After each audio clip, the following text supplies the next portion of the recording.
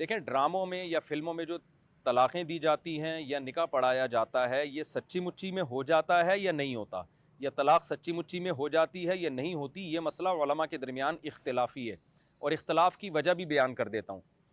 जो उलमा कहते हैं कि ड्रामों में पढ़ाया हुआ निकाह भी हो जाएगा और तलाक़ भी हो जाएगी, उनकी दलील वो मशहूर हदीस है, सलासुन जिद्दुहुन्ना जिद्दुन व हज़्लुहुन्ना जिद्दुन। 3 चीज़ें ऐसी हैं जिनमें हकीकत भी हकीकत और मज़ाक भी हकीकत है, यानी इसमें आप सीरियस ना भी हो तो हो जाएगी। उसमें निकाह भी है और तलाक़ भी है और ग़ुलाम का आज़ाद करना। तो ड्रामे में अगर किसी ने निकाह पढ़ाया, अगरचे उनकी नीयत निकाह की नहीं थी, लेकिन अल्फाज तो थे ना निकाह के, या ड्रामे में किसी ने अपनी बीवी को तलाक़ दे दी, तो अगरचे उसकी नीयत तलाक़ की नहीं थी, लेकिन तलाक़ के लिए नीयत की ज़रूरत नहीं है, अल्फाज काफ़ी हैं, तो हो जाएगी तलाक़। उन उलमा का भी मौक़िफ़ बड़ा मज़बूत है। लेकिन एक मौक़िफ़ उलमा का ये है, मुफ्तियान किराम का, कि ये जो ड्रामे में निकाह हो रहा है या ड्रामे में तलाक़ दी जा रही है, ये इसलिए नहीं होगी कि इसका ताल्लुक़ जिद और हज़ल से नहीं है कि मज़ाक में है, ये हकीकत। असल में ये कहानी है जिसको पढ़ के सुनाया जा रहा है, एक हिकायत है, ये बतौर हिकायत के अल्फाज दोहराए जा रहे हैं। इसकी मिसाल ऐसे, जैसे मेरे पास ने उसमें ये लिखा हुआ है कि ज़ैद ने अपनी बीवी को तलाक़ दी और यूँ कहा, मैं तुम्हें तलाक़ देता हूँ, मैं तुम्हें तलाक़ देता हूँ, मैं तुम्हें तलाक़ देता हूँ। तो मैं उस ड्रामे की स्क्रिप्ट पढ़ के आपको सुना रहा हूँ। तो वो जब मैं आपको पढ़ के सुना रहा हूँगा, तो वो मैं निकाह या नहीं कर रहा, ना मैं तलाक़ दे रहा हूँ, मैं तो उस हिकायत और उस कहानी को नकल कर रहा हूँ। तो हिकायत से तलाक़ नहीं होती, यानी नकल करने से नहीं होती कि आप किसी के अल्फाज को नकल कर रहे हो, पढ़ के सुना रहे हो।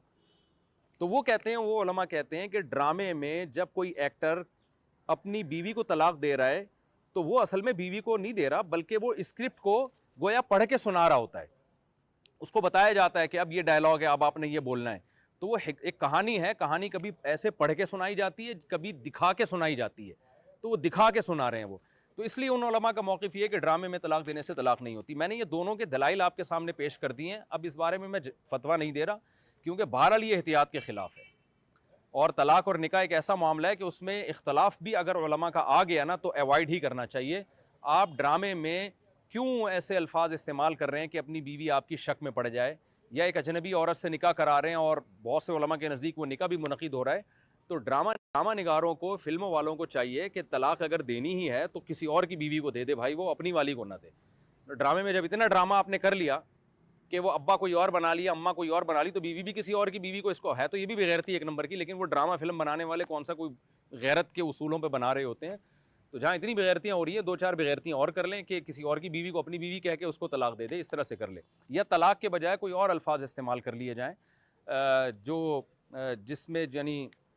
जिसमें सुनने वाले को ये लगे लेकिन हकीकत उसकी कुछ और। बहुत सारी तदबीरें इख्तियार की जा सकती हैं। तो इसलिए तलाक़ और निकाह एक ऐसी चीज़ है कि उसको ड्रामों में खेल तमाशा नहीं बनाना चाहिए।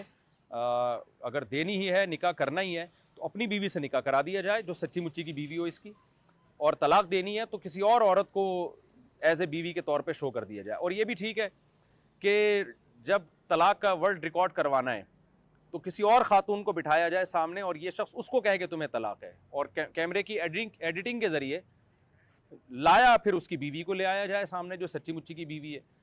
लेकिन उस पर गवाह भी रखे जाएँ कि भाई ये हकीकत में किसी और की तरफ निस्बत करके इसने दी है और ड्रामे में ये दिखाया जा रहा है, ताकि बाद में कोई कन्फ्यूजन ना हो। जब लोग एतराज़ करें तुमने तो ड्रामे में अपनी बीवी को तलाक़ दी है, तो उसके बाद रिकॉर्ड हो कि भाई ये गवाह हैं, ये देखो असल रिकॉर्डिंग ये है कि सामने मेरी बीवी नहीं थी। इस तरह का हीला और तदबीर ड्रामे वालों को इख्तियार करनी चाहिए।